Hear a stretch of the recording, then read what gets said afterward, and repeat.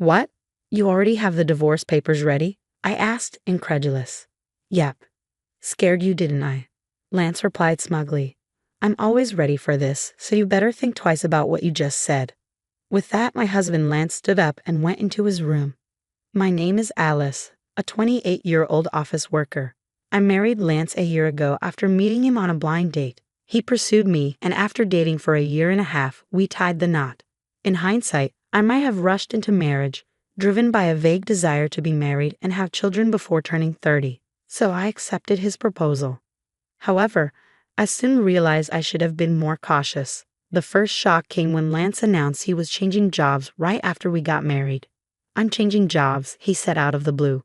Why so suddenly? I asked. Because I can't show my full potential there, he replied. I thought, what the heck? He then told me he had already submitted his resignation and would be leaving at the end of the month. He managed to switch to a job he wanted, but the salary was lower than at his previous company. At the time, I didn't mind because I was also working.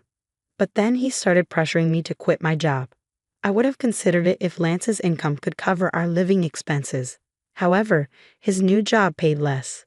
Lance kept assuring me his salary would increase soon, but there was no timeline. If I quit my job now, we'd struggle to cover rent and other expenses. I told Lance, I will not quit my job until your salary goes up. He seemed to agree but kept asking me to quit periodically. Each time, I gave him the same response.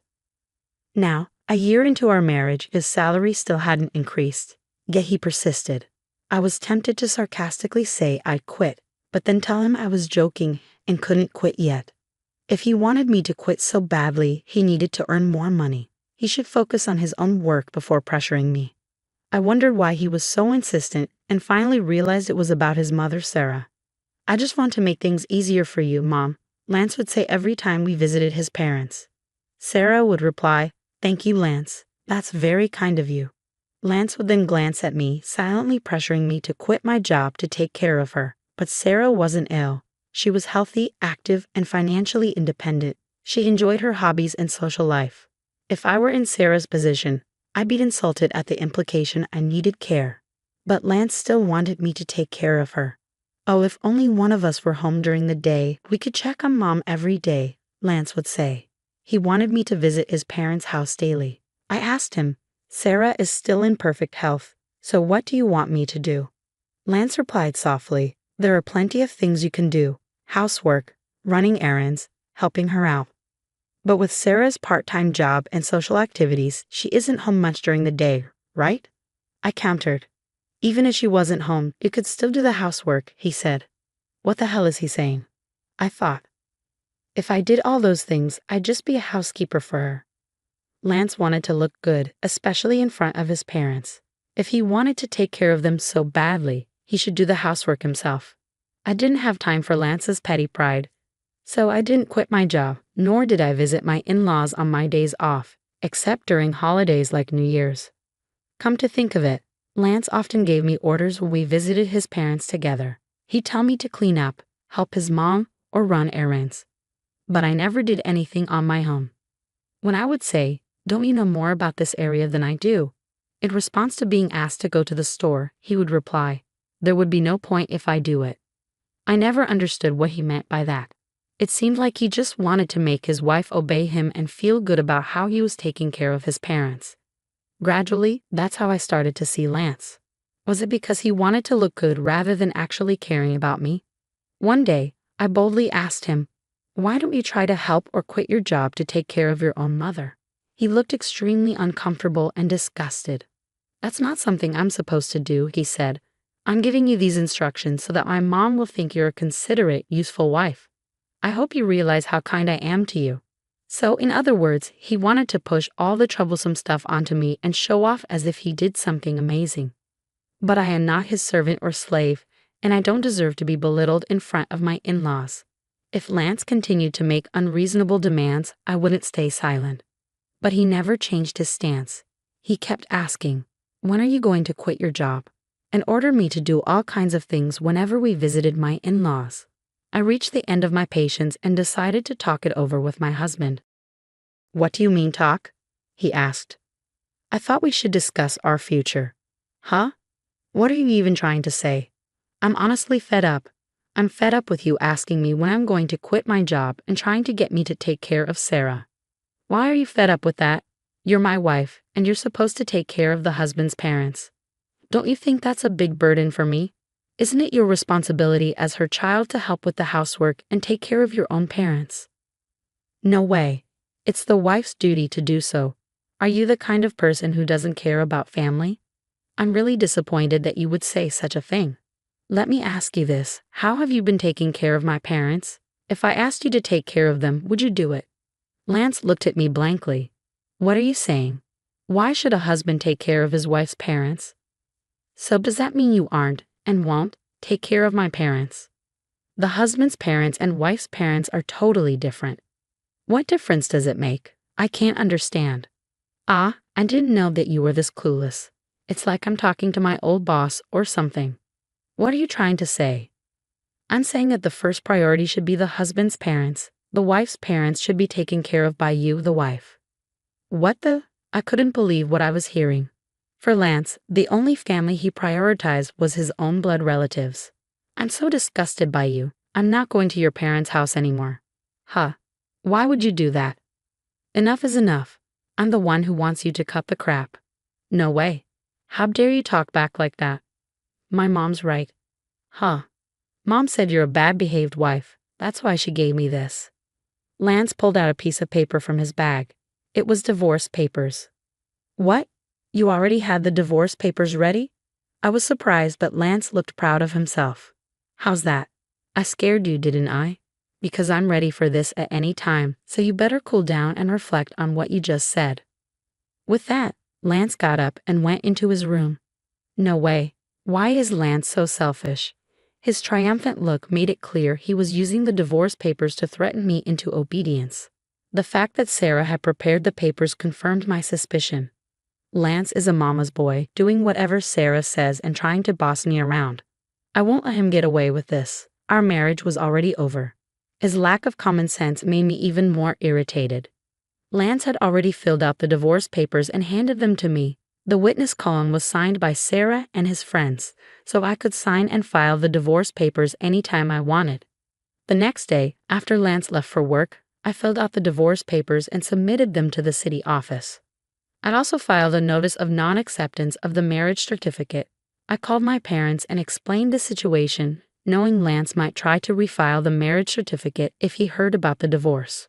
My parents were surprised I had already filed for divorce, but were outraged by Lance's behavior. They offered to help me move my things anytime. I took a paid leave and had my parents come over to move all my stuff while Lance was at work. I decided to stay at my parents' house for a while. For the first time in a long time, I felt comfortable. Lance never did any housework. I was the one cooking, cleaning, and doing laundry, and he wanted me to take care of his parents too. It was impossible. That night, Lance called. Hello? Hey, where are you right now? I'm at my parents' house. Huh? Why the hell would you go back to your parents' house without my permission? And there's none of your stuff here. Don't tell me that you're staying the night over there. I almost laughed out loud. He really thought I was just staying over when I had taken most of my belongings with me. I moved out of the house. I'm not going back. Huh? What the hell are you talking about? Come back here and make me some food. Please prepare it on your own, I said, and hung up. I couldn't even talk to him about filing for divorce if he was going to be like this. So I decided to wait for him to come here and blocked his number. A week later, Lance finally got impatient and came to my parents' house with his parents. All three of them had grim looks. I led them into the living room, facing each other 3 versus 3. How could you be like this? I can't believe you would be gone for such a long time without my permission. Well, that's because you tried to use me as if I was your housekeeper, right? All I asked you to do was to take care of my family. My in-laws looked grim as ever. Sarah was glaring at me. Don't you dare say things like that. You always twist the truth to suit your narrative. You just force me to take care of things you don't want to do, don't you? I've told you many times that's not what I mean. What kind of wife are you when Lance is doing so much for you? Seeing Sarah speak ill of me, my father was trembling. I knew he would lose his temper if I didn't intervene. Before he could lose his temper, I repeated what Lance had said to me. Lance told me to stop working and help Sarah, saying it was my duty as his wife. But when it comes to my family, he pushed me to take care of them on my own. In the end, Lance just wants me to obey him, take care of his parents, and take credit for it. He's been saying things like how his parents are more important or that they are a priority over mine. Has Lance ever said such things in front of you? I asked Sarah. Sarah was still glaring at me, but my father-in-law, Robert, looked at Lance with a clueless expression. Apparently, Robert had not heard this story. Time to spill the tea. What I couldn't believe was that Lance brought up the divorce papers and told me it was Sarah's idea. What? Did you suggest that to Lance? Robert questioned Sarah. Well, that's because Alice has an attitude, you know. Lance, did you also say that Alice's parents aren't a priority? Oh, well, that's because it's only normal for your own parents to be more important. Don't be ridiculous. I supported you because I thought you were being mistreated, but from what I see, you're the one at fault. Don't be a coward and try to use your parents' authority to get what you want. Lance shrank down completely. Robert had said everything I wanted to say, and he apologized to us.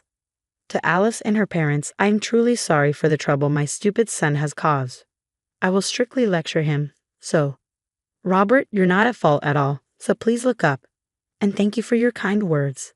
But I still have one more thing to say. Lance asked, What do you mean? The divorce papers you gave me, I already filed them. We're not married anymore. What? No. Lance and Sarah both turned pale. Why did you do that without my permission? Lance demanded. You told me you could file them anytime you wanted, and you already filled out your part and had Sarah sign as a witness. Of that was, did you abolish? For what? No. Lance glanced at Robert, who was fuming. You said you used them to threaten me. I added on Lance's behalf. How can you be so stupid? Robert struck Lance on the cheek. Sarah was shaken. I sincerely apologize that you had to see that. You were right to divorce this idiot. I'm truly sorry for how Lance destroyed your marriage. Saying that, Robert grabbed Lance by the neck and said, You both better apologize too, and made Lance and Sarah apologize as well. Then he left the house with them. I have to thank Robert later. He definitely saved my parents from losing their temper. Robert made sure that all of Lance's property went to me in exchange for no alimony. Since Lance couldn't go against Robert, I was entitled to all our savings and assets from our marriage. I had a higher income than him and ran the household, so it was fair. But I can only thank Robert for making sure the entire amount, which would have been split unfairly, went to me. I heard that Robert was so disgusted with Sarah that he divorced her. Recently, I met a colleague from Lance's old workplace. He told me Lance wasn't good at his job and was scolded by his boss constantly. Lance had resigned to spite his boss and changed jobs. I had never heard this story before, and I was fed up with Lance. Lance had blamed everyone for his own lack of ability. That's why he didn't earn much at his new job, so I'm glad I left him. I rented a single-room apartment and lived comfortably on my own. Work is going well, and I just got a raise. Since I don't want to be in a relationship for a while, I will focus on my job. Lance couldn't do his job because he cared too much about appearances. He maintained his dignity at home but nowhere else. He should have focused on improving his skills instead. Still, many husbands think divorce papers can be used as a threat. They think they are all that, but they're mistaken.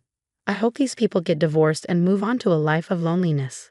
I'm glad Alice broke off their relationship. I hope she meets someone wonderful in the future. Thank you for watching until the end. Please subscribe to our channel. See you in our next video.